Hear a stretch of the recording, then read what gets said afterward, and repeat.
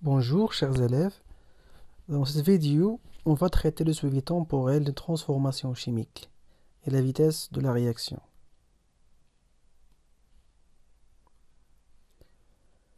On va commencer par la définition. Ça veut dire quoi? Suivre temporellement une transformation chimique.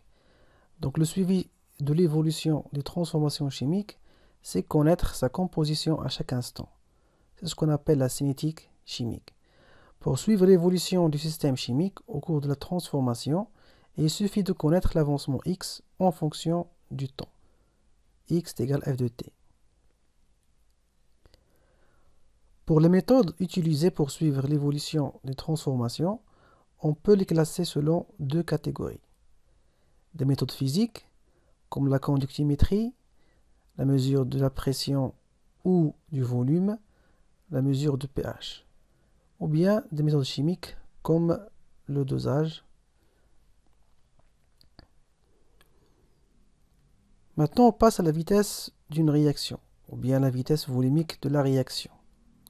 La vitesse volumique, V de T, d'une réaction se déroulant dans un volume constant est la valeur de la dérivée temporelle de l'avancement x de la réaction divisé par le volume V de la solution. La vitesse volumique de la réaction est définie par la relation suivante. V est égal à 1 sur V dx sur dt. Le terme dx sur dt, c'est la première dérivée de x par rapport au temps. Donc dx, la variation de l'avancement en mol, dt, la variation de temps en secondes, et dx sur dt, comme on a dit, c'est la dérivée. V, le volume total de la solution. L'unité internationale de la vitesse volumique est le mol, mètre-3, seconde-1. Mais on peut avoir des unités usuelles ou bien pratiques, comme mol, litre-1, seconde-1, mol, litre-1, minute-1, mol, litre-1, heure-1. Comment on va déterminer graphiquement la vitesse volumique? Tout d'abord, on trace la tangente de la courbe x égale à t à l'instant où on veut calculer la vitesse, en calculant le coefficient directeur alpha, qui est égal à delta x sur delta t, à l'instant ti, de la tangente à la courbe, et on le divise par le volume v. Ça veut dire qu'on va remplacer la première dérivée par le coefficient directeur de la tangente à l'instant considéré. Comme exemple, on va calculer la vitesse volumique de la réaction à l'instant t égale à 4 minutes, sachant que le volume réactionnel est 100 ml. Donc vous voyez ici, on a déjà tracé la tangente au point 4 minutes. Ensuite, on va choisir deux points. On va calculer la différence de x sur la différence de temps et diviser par le volume de la solution.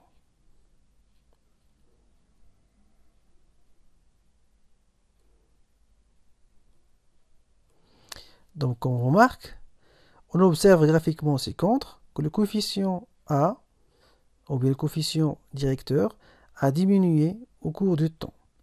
Donc la vitesse volumique de la réaction diminue au cours du temps. Cette diminution est due à la concentration décroissante des réactifs. Comme vous savez, la concentration des réactifs est un facteur cinétique. Donc au cours de la réaction, les concentrations de réactifs diminuent car ils se consomment. Donc la vitesse va diminuer. Maintenant, on passe au temps de demi-réaction T1,5. Par définition, le temps de demi-réaction T1,5 est le temps nécessaire pour que l'avancement de la réaction soit égal à la moitié de sa valeur finale. X à l'instant T1,5 est égal à x final sur 2.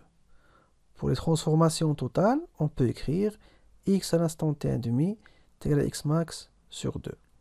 Pour l'exemple précédent, si on cherche la valeur de x1,5, on prend la valeur de x max divisé par 2 et avec projection, on va retrouver la valeur de t1,5.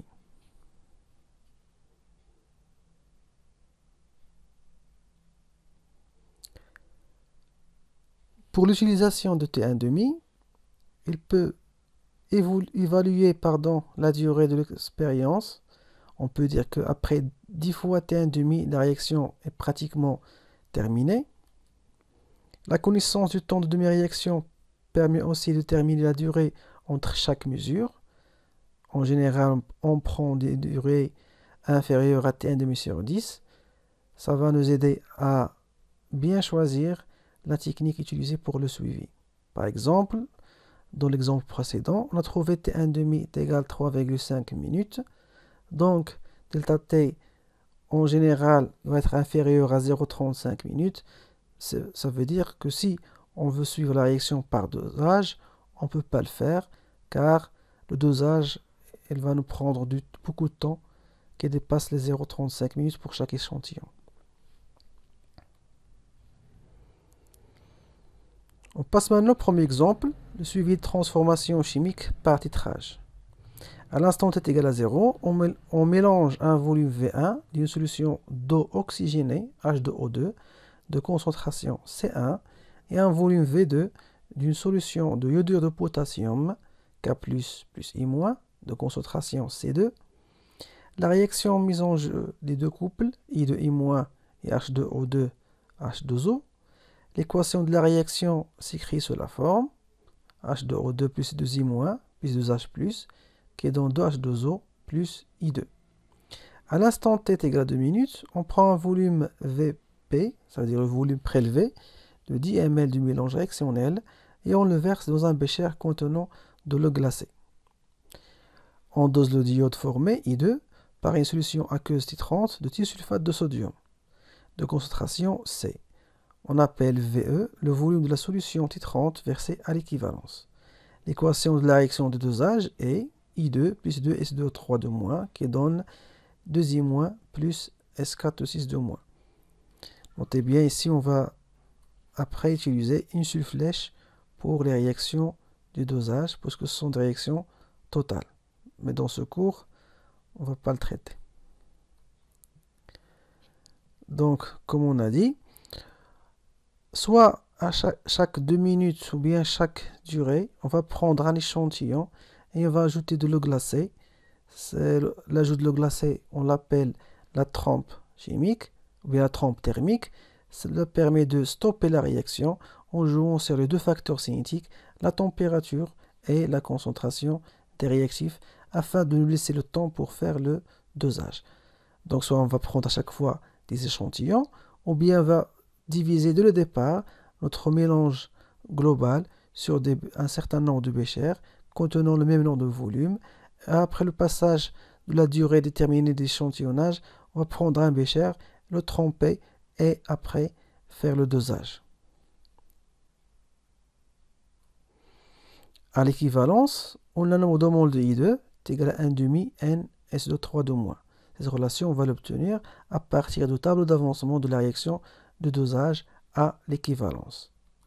Donc, N I2 est égal à 1,5 C fois VE. Et on va multiplier par le nombre d'échantillons qu'on a dans l'expérience pour avoir l'expression finale du nombre de moles de I2. Donc on renouvelle cette opération pendant différentes dates. On note dans un tableau le volume VE qui correspond à chaque date. Comme vous voyez ici, on va dresser le tableau d'avancement de la réaction étudiée. Le voilà. D'après ce tableau, on constate que le nombre de moles de I2 formé est égal à X. Donc on peut tracer la courbe de X en fonction de T.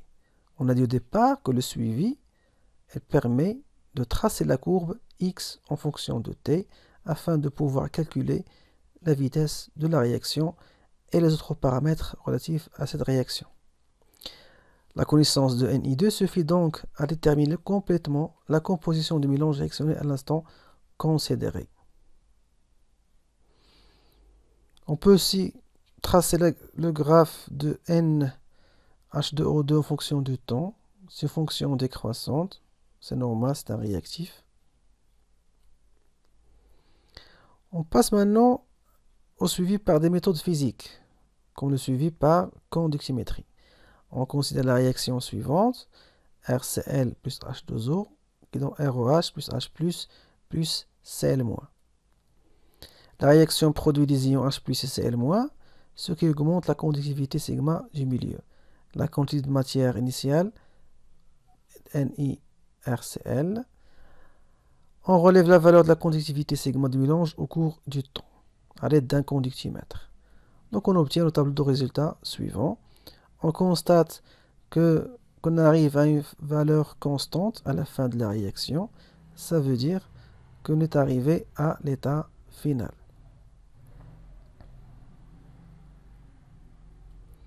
On va établir le tableau d'avancement, bien sûr.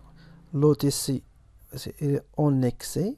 Donc le réactif limitant, c'est le RCl. La conductivité de la solution à l'instant T est sigma H+, sigma est égal à lambda H+, fois concentration de H+, plus lambda Cl-, fois la concentration de Cl-. Et d'après le tableau d'avancement, la concentration de H+ et Cl- sont égaux, est égale à X sur V. Donc on va remplacer les concentrations par X sur V et on va les mettre en facteur.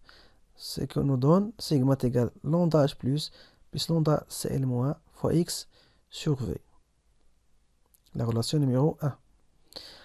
On considère maintenant la réaction est totale. Dans ce cas, X max est égal à X final est égal au nombre de mots initial de RCl. À la fin de la transformation, on a sigma max est égal à lambda H+, plus lambda Cl- fois X max sur V. Il suffit de remplacer X par X max et sigma par sigma max. On va diviser la première relation sur la deuxième relation. On va simplifier par les lambda et ça nous laisse X est égal à X max fois sigma sur sigma max.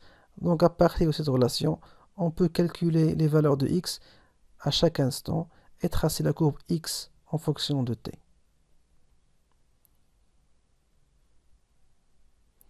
Maintenant, le suivi temporel par mesure de pression. Voici un autre exemple.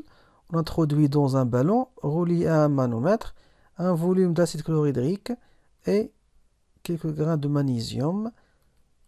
Et on ferme le ballon et on le relie avec un baromètre ou bien un manomètre qui va mesurer la pression à l'intérieur de ce ballon. On relève les valeurs de pression toutes les 30 secondes, par exemple.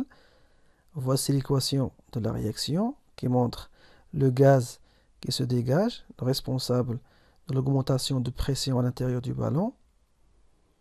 Et voici le tableau des mesures. Vous voyez ici, encore une fois, au final, on va retrouver des valeurs qui sont constantes de pression. Ça veut dire qu'on est arrivé à la fin de la réaction. Donc on va considérer cette valeur comme étant la pression maximale. On va avoir besoin des quantités de matière initiale. On va les calculer. Pour H+, c'est 25 mmol et pour Mg, c'est 0,82 mmol. Aussi, on va avoir besoin de tableau d'avancement. On va le dresser. Et à partir de ce tableau, on peut tirer l'avancement maximal et le réactif limitant. Dans notre cas, le réactif limitant, c'est le magnésium et X max est 0,82 mmol.